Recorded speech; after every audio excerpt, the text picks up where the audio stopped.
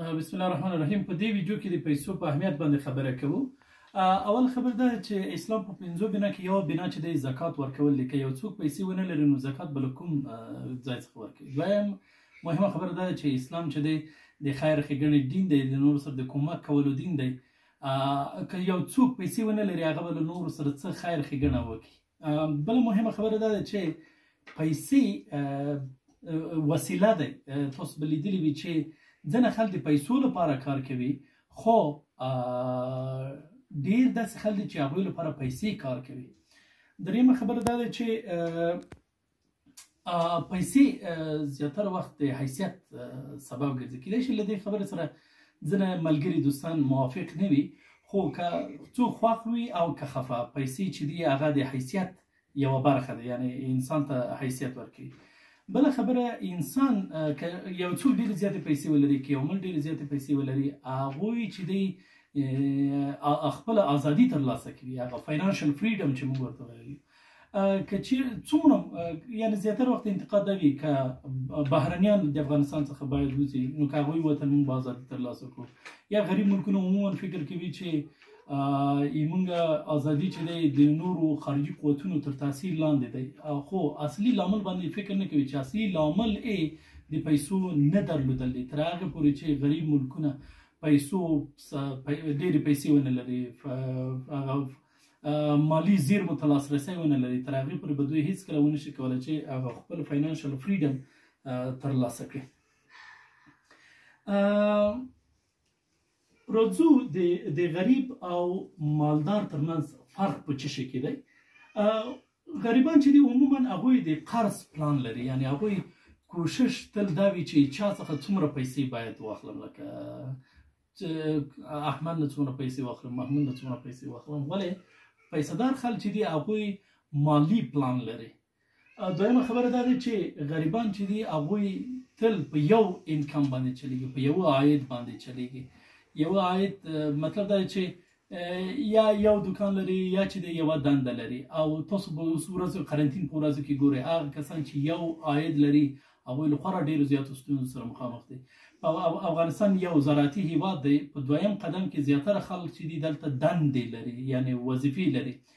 هغه کسان چې په دولتي اداراتو کار کوي، خو هغوی ته چې دی سړې پیسې د میاشتې په اخر کې کیدای شي راشي. ولې هغه کسان چې شرکتونو سره کار کوي کیدای شي که قرنطین موده د یوې میاشتې دوه میاشتو نه ور هغې خواته شي، نو شرکتونه کیدای شي د دې توانایي یا وړتیا ونه لري چې هغوی خپلو مامورینو ته معاشات ورکړي. همدا اوس په برطانیې کې برټش ایرویز ډېر زره مامورین چې دي سسپنشن ته لېږلي. نو کله چې برټش ایرویز ډېر زره مامورین سسپنشن ته لېږي، نو افغان شرکتونه بیا څومره توانایي لري چې هغوی د خپل مامورین سپورټ کړي. درېیمه خبره دا دی چې غریبان چې دي هغوی هېڅکله، یعنې غریب سړی هغه نه دی چې مثلا هغه هیڅ پیسې ونه لري، صفر وي. اصلي خبره په دغو شیانو کې ده، د ذهنیت خبره ده. پیسهدار یا مالدار خلک کوشش کوي چې خپل ځان د خپل انکشاف باندې کار کوي، د خپل شخصي ودې باندې کار کوي، هغه سلف ډیولپمنټ چې ورته ویل کېږي. ولې غریبان چې دي هغوی یو کتاب نه مطالعه کوي، 5 پاڼې نه مطالعه کوي. همدا قرنطین په ورځو کې زیاتره چې دي بیمانه پوسټونه زیاتره دوستان کوي. ولې چې ورته کتاب ولولم، وایي 5 صفحې چې ولولم بیا مې سر درد کوي، یو فصل چې ولولم هغه مې سر، حتی سوال کوي څنګه یو کتاب یو سړی په یوې هفتې کې لوستلی شي، په 3 ورځو کې لوستلی شي. څلورمه خبره دا ده چې کله چې غریب سړی هغه څه ګټه وټه ترلاسه کوي، نو او مخکې له دې نه چې هغه ګټه وټه کور ته راوړي، هغه باید په هغو کسانو باندې تقسیم کړي چې چا نه یې قرض اخیستی، چا نه یې پور اخیستی، چا نه یې کور لپاره چې دی هغه یعنې خریداري کړې وي.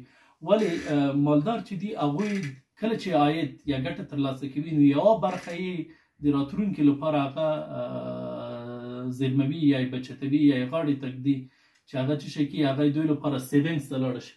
بله مهمه خبر دا چې زیاتره کسان چې دي مثلا $1500 $1000 $2000 معاش اخلي، خو دوی موبایلونه چې وګورئ، دوی دغه دریشیانې چې دوی اغوندي، دوی بوټان چې وګورئ، ټول برانډز وي. یعنی دوی د معاش نه دوی هغه وسایل چې دوی اخیستي وي هغه ډېر زیات قیمت وي.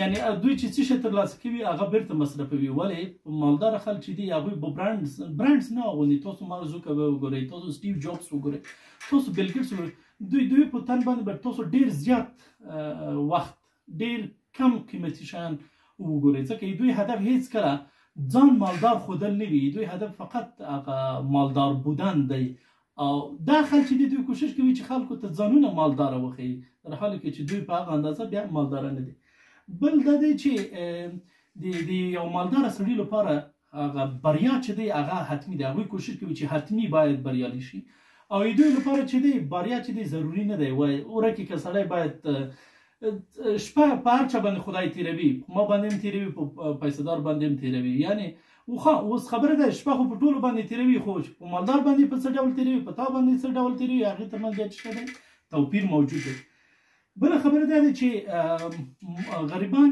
چې دي هغوی زیاتره بدلون نه مني او موږ ګورو چې د غریبو ټولنو کې بدلون چې راولي کلونه وخت اخلي لس شل دېرش او حتی 100 کلونو پورې وخت اخلي ولې مالدار ټولنې چې دی هغوی کوشش کوي چې زر ځان له بدلونونو سره عیار کړي او آخري خبره دا ده چې غریبان خلک چې دي زیاتره وخت شکایت کوي انتقادونه کوي یعنی تاسو اوس وګورئ که تاسو فیسبوک ګورئ د غریبو ټولنو انتقادونه دي چیغې دي غالمغالونه دي ولې هیڅکله د ستونزو ته د حل لارو پیدا کولو باندې هغوی کار نه کوي ولې مالدار ټولنې چې دي شکایت کم کوي ولې حل لارې ډېرې زیاتې راوباسي نو تر بل ویډیو پورې ډېره زیاته مننه دا ویډیو مو که خوښه شوي له نورو دوستانو سره شریک کړئ که څه کمنټ او تبصرې لرئ کولی شئ چې راته ویلی کړئ مننه